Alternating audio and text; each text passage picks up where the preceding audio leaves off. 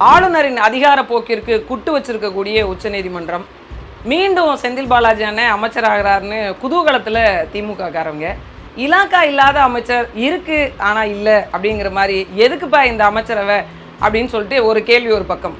உண்மையிலேயே செந்தில் பாலாஜி அவர்களுடைய இந்த வழக்கு குறித்து என்ன நடந்திருக்கு, எதற்கு இப்படி ஒரு தீர்ப்பை உச்சநீதிமன்றம் கொடுத்திருக்கு, மாநில அரசினுடைய உரிமையை ஆளுநர் இதுக்கு மேலே எப்படி பார்ப்பார் அப்படிங்கிறதுக்கான ஒரு உதாரணமா இந்த தீர்ப்பு அமைஞ்சிருக்கான்னு பல்வேறு விஷயங்களை நாம பேச இருக்கிறோம்.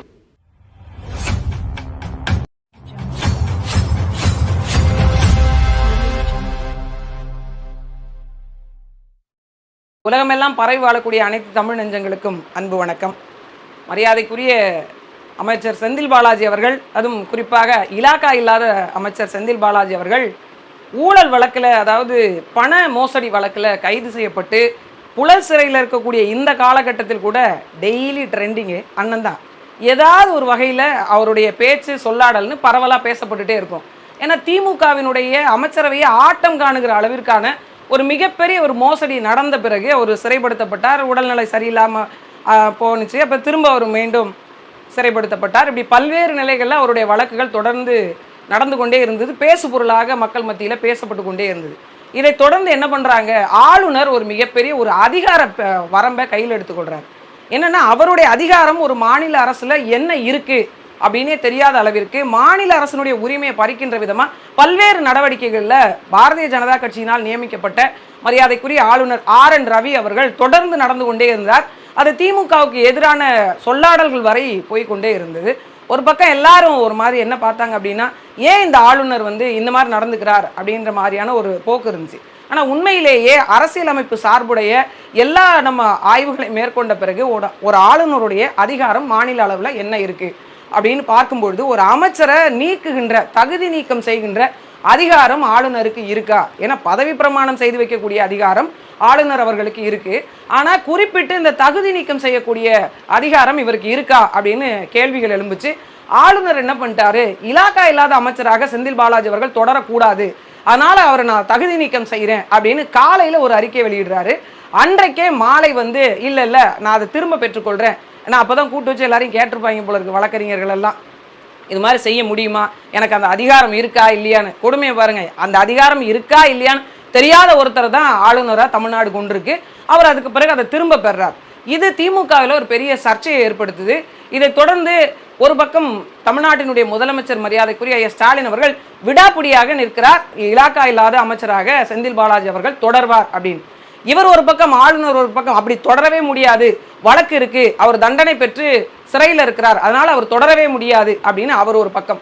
ரெண்டு பக்கமும் அடிச்சுக்கிட்டு நிற்கும் பொழுது ரவி அப்படிங்கக்கூடிய ஒருத்தர் ஒரு உயர்நீதிமன்றத்தில் ஒரு வழக்கு தொடுக்கிறார், சென்னையை சேர்ந்தவர். என்ன சொல்றாரு அப்படின்னா, இவர் இலாக்கா இல்லாத அமைச்சராக தொடர முடியாது, ஆளுநருடைய அதிகாரம் செல்லுபடியாகும் அப்படிங்கக்கூடிய ஒரு அளவில் ஒரு வழக்கு தொடுக்கிறார். சென்னை உயர்நீதிமன்றம் அதை விசாரணைக்கு உட்படுத்துது. விசாரணைக்கு உட்படுத்தின பிறகுதான் என்ன தெரிய வருது அப்படின்னா, ஒரு முதலமைச்சர் பரிந்துரையின் பேரில் இவரை வச்சுக்கலாம், இவரை நீக்கலாம், இவருக்கு இந்த பொறுப்பு கொடுக்கலாம் அப்படின்னு முதலமைச்சர் பரிந்துரை செய்தால் மட்டும்தான் அதை ஏற்புரை செய்து அவங்களுக்கான பதவி நீக்கமா அல்லது பதவி ஏற்பா செய்து கொடுக்க வேண்டிய வேலையை மட்டும்தான் ஆளுநர் செய்ய முடியும் அப்படின்றது இந்திய அரசியலமைப்பு படித்த அத்தனை பேருக்கும் தெரியும் என்ற விதமாக உயர்நீதிமன்றம் அந்த மனுவை தள்ளுபடி பண்ணுது. மீண்டும் விடாப்பிடியா அந்த மனிதர் உச்சநீதிமன்றத்தில் வழக்கு தொடுத்தாங்க. இன்றைக்கு உச்சநீதிமன்றம் ஒரு தீர்ப்பை வழங்கியிருக்கு. ஆளுநருக்கான அதிகாரம் என்னவென்று பறைசாற்றியிருக்கு. உயர்நீதிமன்றம் என்ன சொல்லுச்சோ அதுதான் சரி. ஆளுநர் தானாக முன்வந்து ஒருத்தரை தகுதி நீக்கம் செய்ய முடியாது, முதலமைச்சருடைய பரிந்துரை பேரில் மட்டும்தான் தகுதி நீக்கம் செய்ய முடியும்னு திட்டவட்டமாக உச்சநீதிமன்றம் அறிவிச்சது. ஒரு பெரிய கொட்டை மாநில அரசுக்கு எதிராக தொடர்ந்து அவர்களை உரிமைகளை பழிக்கின்ற விதமாக நடக்கக்கூடிய ஆளுநருக்கு ஒரு மிகப்பெரிய கொட்டு வச்சிருக்கு உச்சநீதிமன்றம். இன்னொரு பக்கம் சாமானிய மக்களாக நமக்கு ஒரு கேள்வி இருக்கு. என்ன அப்படின்னா, செந்தில் பாலாஜி அவர்கள் திமுகவினுடைய அடிப்படையிலிருந்து புறப்பட்டு வந்தவரா, அந்த கட்சியை தூக்கி இதுவரைக்கும் நிறுத்தியவரா, அந்த கட்சி தோல்வியுறுகின்ற தருவாயில் இருக்கும்போது கூட தன்னால் பரப்புரை செய்யப்பட்டு வெற்றி காணப்பட்டதா, அதனுடைய ஆட்சி அதிகாரத்தினுடைய நீட்சிக்கு காரணமாக அவர் இருந்தாரா? எது ஒன்றும் இல்லை. ஆனால் எதற்கு இந்த சிறப்பு சலுகை அப்படின்ற ஒரு கேள்வி சாமானிய மக்களாக இருக்கு. செந்தில் பாலாஜி அவர்கள் இதுவரைக்கும் பண்ணாத அளவிற்கான ஒரு நீதிமன்றத்தினுடைய நடக்கக்கூடிய ஒரு நடைமுறையை உருவாக்கி இருக்கிறார். ஒரு மிகப்பெரிய அதிர்ச்சி தகவலை உருவாக்கி இருக்கிறார். இதுவரைக்கும் எந்த வரலாற்றில் நாட்டில் அது மாதிரி ஒன்று நடந்ததே கிடையாது என்கிற அளவிற்கான குற்றவாளிகளை உருவாக்கி இருக்கிறார். அவருக்கு எதுக்கு இந்த மாதிரியான மேம்பட்ட சலுகையை திமுக அரசு கொடுக்குது அப்படின்றது ஒரு கேள்வி இருக்கு. இந்த கேள்விக்கான விடையா நாம என்ன பார்க்குறோம்? பாதிக்கப்பட்ட மக்களாக, பணத்தை பறிகொடுத்த மக்களாக இருந்து பார்வையில் இருந்து நாம் பார்க்கும்பொழுது என்ன தோணுது அப்படின்னா, செந்தில் பாலாஜி அவர்கள் அதிமுக ஆட்சி காலத்தில் போக்குவரத்து துறை அமைச்சராக இருக்கும்போது பணி நியமனத்திற்காக பணத்தை சட்டத்திற்கு புறம்பாக உங்களுக்கு காசை வாங்கிட்டு வேலை கொடுக்கறதுக்காக பணத்தை வாங்கியிருக்கிறார். அந்த பண பரிவர்த்தனையின் காரணமாக 2017 அவர் மீது வழக்கு பதிவு செய்யப்பட்டது. அதன் காரணமாக அதன் பொருட்டு அமலாக்கத்துறை விசாரணை மேற்கொண்டு அவர் மீது குற்றம் நிரூபிக்கப்பட்டதனால் புழல் சிறையில் அடைக்கப்பட்டிருந்தாங்க.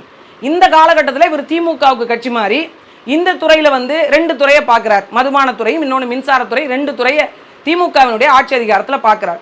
வழக்கு அதிமுக காலத்தில் ஊழல் செய்ததற்காக போடப்பட்ட வழக்கு. இதை இவங்க தூக்கி கொண்டாடி இல்ல அதிமுக இவர் ஊழலே செய்யலன்னு அதிமுகவினுடைய ஊழலை மறைக்க வேண்டிய காலகட்டத்திற்கு திமுக தள்ளப்பட்டுச்சு.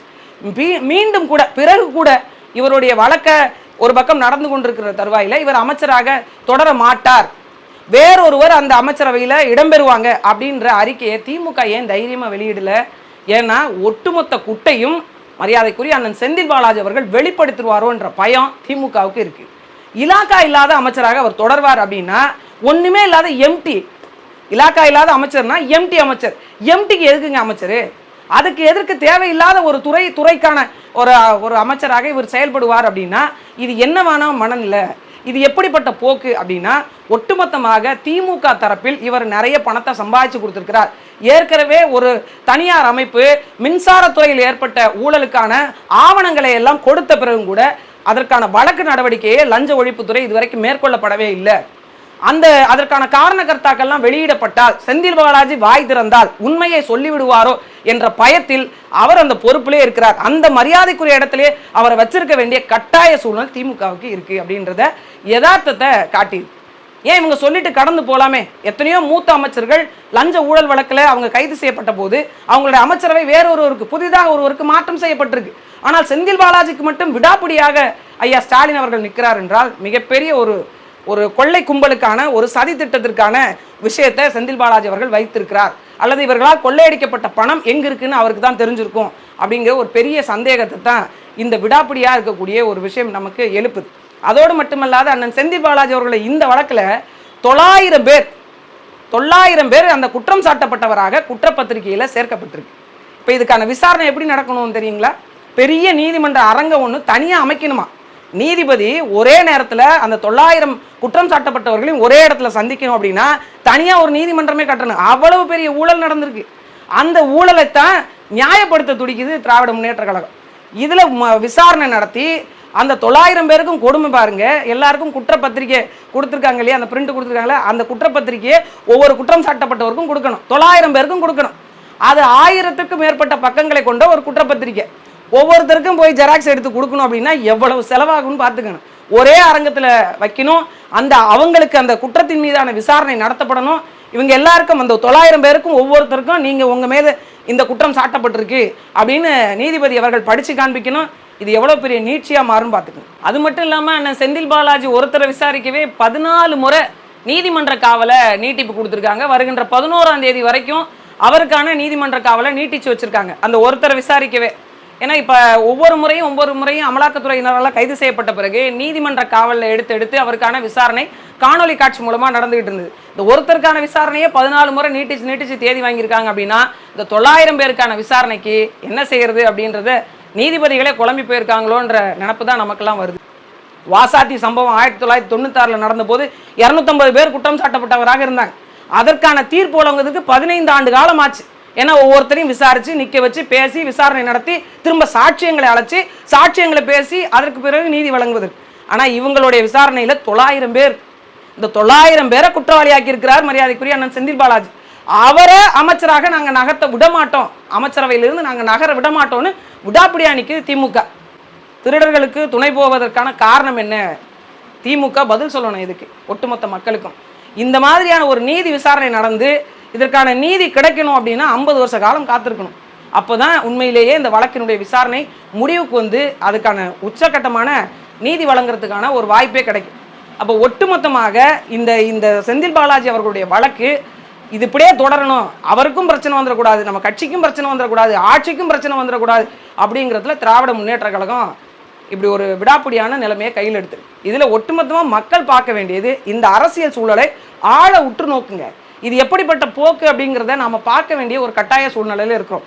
என்னை பொறுத்த வரைக்கும் இந்த தீர்ப்பு அப்படிங்கிறது பாரதிய ஜனதா கட்சியினுடைய அதிகாரத்திற்கு மிகப்பெரிய கொட்டு, அதே நேரத்தில் திமுகவினுடைய வெட்ட வெளிச்சமான ஊழலுக்கான வெளிப்பாடு.